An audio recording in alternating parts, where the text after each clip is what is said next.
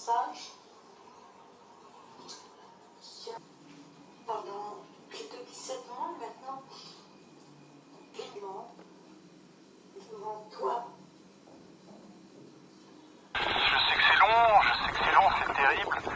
Terrible de ce qui t'arrive. Ne crois pas qu'on t'oublie et personne ici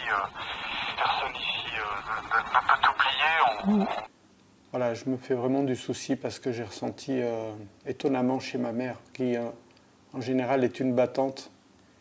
J'ai senti qu'elle accusait un coup, là, comme si elle avait pris des coups et des coups au moral, bien sûr, mais voilà, qui l'ont atteinte. Et je pense qu'elle est très fatiguée, comme elle le dit.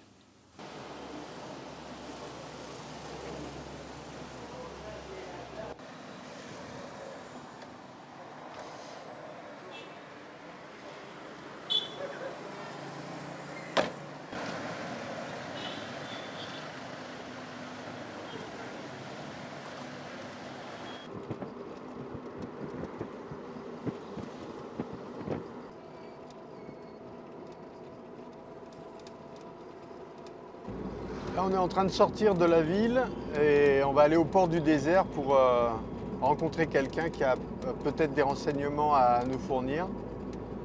Le désert, c'est un territoire immense, mais paradoxalement, beaucoup de gens se connaissent et on peut avoir des informations même sur voilà, un territoire qui se situe très loin d'ici.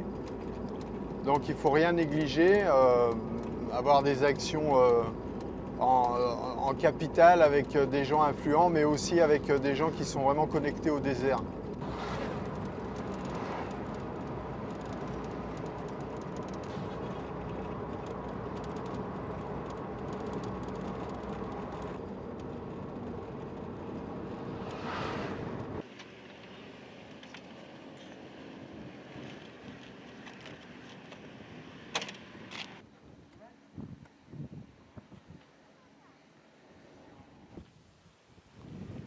Bon, le fait que les ravisseurs laissent ma mère m'envoyer un message direct comme ça et me parler, c'est déjà quelque chose qui est assez inédit. Ensuite, le contenu du message est encore plus inédit, c'est-à-dire qu'elle m'invite à venir la rejoindre, passer un moment avec elle. On a du mal à comprendre pourquoi ils lui ont fait un tel cadeau, parce que c'est un véritable cadeau qu'on fait à un otage. Quel est le sens de tout ça? Et je crois, mon feeling me dit qu'il ne faut pas trop se poser la question pourquoi on en est là, mais plutôt essayer de continuer à avancer. Comment est-ce qu'on peut réaliser ça? Alors, voilà, le voyage que je réalise actuellement, c'est vraiment de planifier les choses et d'essayer de donner du sens et de donner de la réalité au message qu'elle m'a envoyé. Oui, j'aimerais te voir. Je sais,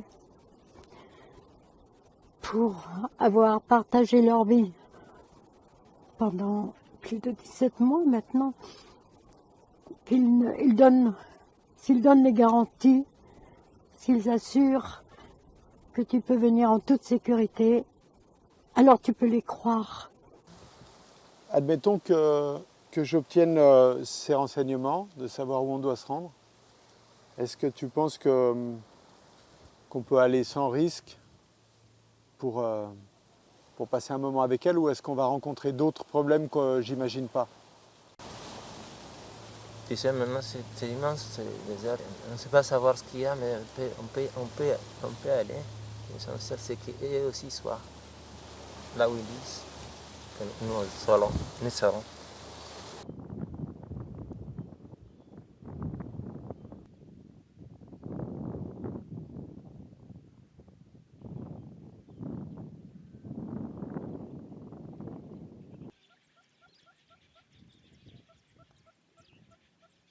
On va déjà essayer de réaliser ce qu'elle me demande, donc que je puisse la rejoindre et passer un moment avec elle, mais je ne m'attends évidemment pas à pouvoir repartir avec elle.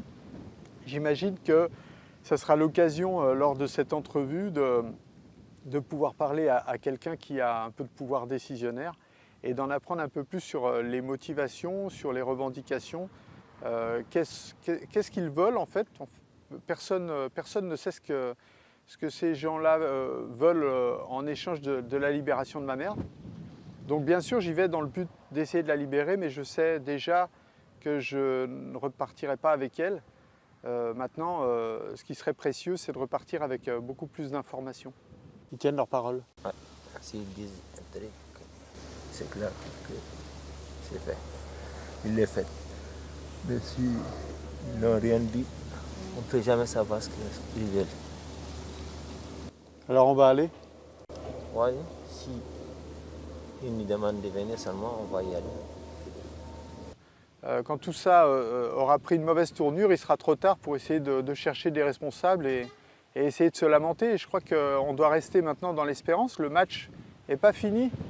Et je demande vraiment au gouvernement peut-être qu'il considère qu'il a fait assez, mais on est victime du résultat. Et le résultat, pour l'instant, il n'est pas là. Donc il faut qu'on redouble d'efforts, peu importe ce qui a été fait jusqu'à maintenant, mais il faut en faire plus. Parce qu'on ne l'a toujours pas libérée et parce que ça devient urgent de la libérer. Porte-toi bien et ramène-moi des nouvelles de ma mère. Il faut qu'on la retrouve. On va tous chercher. On est ensemble.